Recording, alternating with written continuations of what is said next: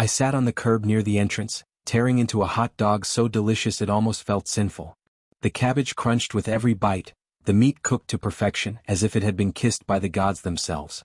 I watched the movers with a kind of detached amusement, as they heaved suitcases into a van that groaned under the weight, puffing like old engines on their last legs.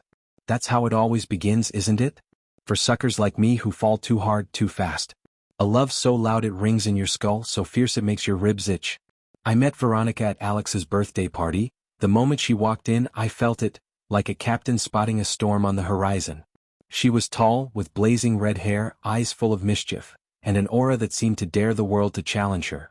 She spoke 3 languages without batting an eyelash, devoured cake without a hint of guilt, and drank tequila like it was some ancient sacred potion, not the straight gasoline it really was.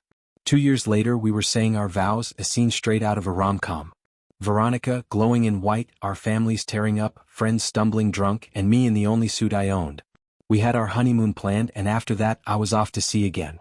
Yeah, I'm a sailor, worn down, backpacked and faded, my uniform well-loved and my heart beating her name with every step on that dock.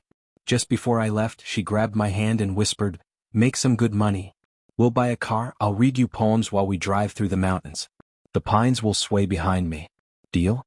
I told her, "Sure, but only if you're in a swimsuit." We sketched it all out. 5 months ahead, 3 houses lined up like pearls on a string.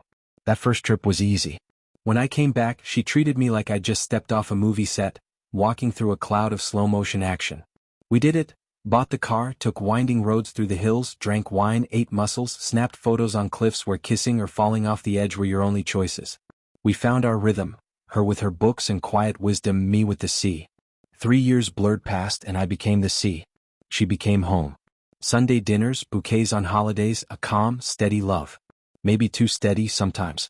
I wondered if it had gotten stale. Then, after one long stretch away, I came home aching for her. Salty, sunburned, running on adrenaline and dried soup. All I wanted was Veronica, a hot shower and sleep. But the moment she opened the door, something felt off. You ever get that wave? The one that says, hello instead of a hug? A forced grin like she just remembered she left the oven on. That was her. She said, "Can we skip surprises tonight?" I blinked. I'd been talking to seagulls for 4 months. "I'm just tired," she added. I didn't get it. Not really. But I nodded, didn't press. The next day, out of nowhere, she dropped the bomb. "We've been kind of careless. No protection." I raised an eyebrow. "There's pills in the cabinet," I reminded her. "Unless I've lost it, maybe you forgot a few." Her eyes darted everywhere but mine, and like an idiot I played along, pretending to buy it. But a slow fire had already begun to burn in my gut. Then came the itch. The burn. You know the one. I figured it was nothing, detergent, cheap swimwear, maybe my body just being weird. Still, I made an appointment. Better safe than sorry. There I was, sitting in a sterile office, the doctor flipping through papers like I was some book she'd already read. "You've got syphilis," she said like it was the weather forecast. I stared, dumbfounded. "Excuse me?" She nodded. "Classic case. Treatable." My phone almost slipped from my hand as everything clicked into place. I hadn't cheated. I hadn't cuddled rats or anything like that. Just the sea and my shipmates.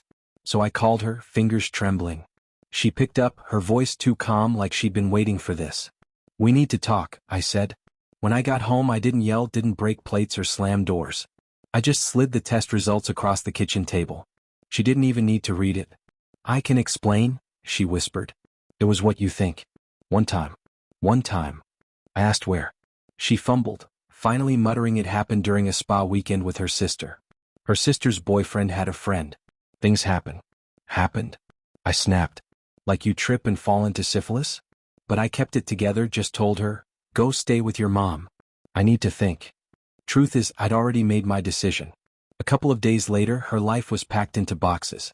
The moving van rumbled in the driveway, and I stood by the window, phone in hand, watching as they loaded her espresso machine like it was a national treasure. I called her. "Come outside, sweetheart," I said, my voice dripping sugar. "Got a surprise for you. Like old times." "Really?" she asked, some foolish hope clinging to her voice. "Yeah," I said. "Exactly like old times." She came out in her bathrobe, mascara smudged, staring at the truck like it was driving away with her future, and me. I stood there, back on the curb, hot dog in hand, greasy and glorious, a messy celebration of everything that had unraveled, and somehow I felt lighter. Now I'm heading back to the sea. The sea doesn't lie, it's either raging or still, no in between. I'm seeing someone new. Ingrid, a barista. She hates spa retreats and swears beer only counts if you're cracking open crayfish at the same time. Haven't told her I was married yet, too early, but if one day over drinks she asks me, "Have you ever been in love?" I'll probably just smile, take a sip and say, "Yeah, so much I didn't even see it coming."